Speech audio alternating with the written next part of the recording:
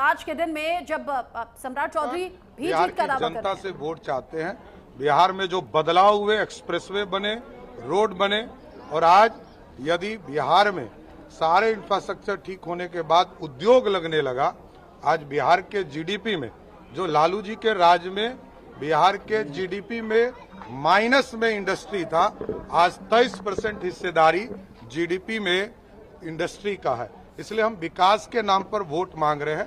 बिहार की जनता एक अच्छी सरकार नीतीश कुमार के नेतृत्व में और मोदी जी के नेतृत्व में। जीत का मार्जिन कम रहता है बिहार में, अक्सर देखा गया है। वोटर टर्नआउट बिहार में इस बार हमारी जो बहनें हैं, बिहार के नौजवान हैं, बिहार के भविष्य को जो बनाए रखना, जो निरंतर विकास हो रहा है, क्योंकि जो डेवलपमेंट और डिलीवर बिहार में एनडीए की सरकार ने किया है, उसी नाम पर हम जनता के बीच में जा रहे हैं।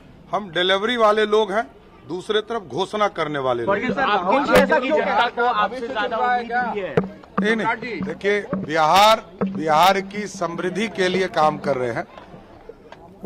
मैं तो ये छठी बार चुनाव लड़ने आया, मैं लगातार छठी बार चुनाव लड़ने आया। जनता का आशीर्वाद मिलेगा, सदन पहुंचूंगा और नई सरकार बनाऊंगा। लेकिन सर, राहुल जी ने जो कल प्रेस कॉन्फ्रेंस किया, जो सवाल उठाए वोट चोरी को लेके, वो तो ये कह रहे हैं कि आफ्टर रिजल्ट हम देखिएगा बिहार में कुछ ऐसी तस्वीरें निकल करके आएंगी। ये राहुल गांधी, इस देश में यदि लोकतंत्र खतरे में था तो उनके परिवार के चलते, लोकतंत्र खत्म हुआ तो उनके परिवार के चलते। ओबीसी वर्ग को यदि 40 वर्ष तक इंतजार करना पड़ा आरक्षण के लिए तो वो राहुल गांधी का परिवार।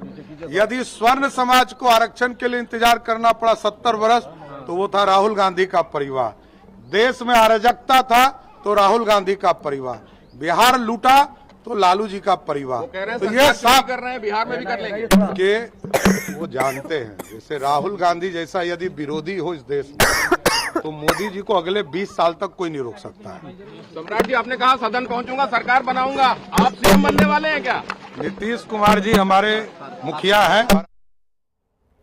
देखिए, बातों बातों में सम्राट चौधरी ने यह भी कह दिया कि नीतीश कुमार हैं मुखिया, एनडीए फिर से सरकार बनाएगी। और अगर नीतीश कुमार मुखिया है तो सीधे तौर पर यह मैसेज भी दे दिया, उप मुख्यमंत्री के तौर पर अभी तक जिम्मेदारी संभाली है लेकिन मुखिया बता दिया नीतीश कुमार को, यानी महागठबंधन जो बार बार कटाक्ष करता रहा कि नीतीश कुमार को इस बार सीएम नहीं बनाने वाले हैं, नीतीश कुमार के साथ तो बड़ा अन्याय हो जाएगा। तो उन सभी सवालों का जवाब भी सम्राट चौधरी ने देने की कोशिश की। और ये जो तस्वीर आप देख रहे हैं ना, एक बुजुर्ग महिला जो कि चुनावी इस मैदान में अपनी जिम्मेदारी को समझ रही हैं एक वोटर के तौर पर और पहुंची हैं पोलिंग बूथ पर मतदान करने के लिए। और ये तस्वीरें इंस्पिरेशन का काम करती हैं उन वोटर्स के लिए जो अभी तक आलस में घर पर बैठे हैं। हम भी अपने दर्शकों से कहेंगे, उन वोटर्स से कहेंगे जहां आपके इलाके में आज मतदान हो रहा है, 18 जिले हैं, 121 सीटें हैं, बिहार की आधी आबादी आज अपने मत का इस्तेमाल करेगी पहले चरण में और फिर दूसरे चरण की बारी होगी आगे। लेकिन आज पहले चरण में वोटर्स अपनी जिम्मेदारी को संभालें और जिम्मेदारी को समझते हुए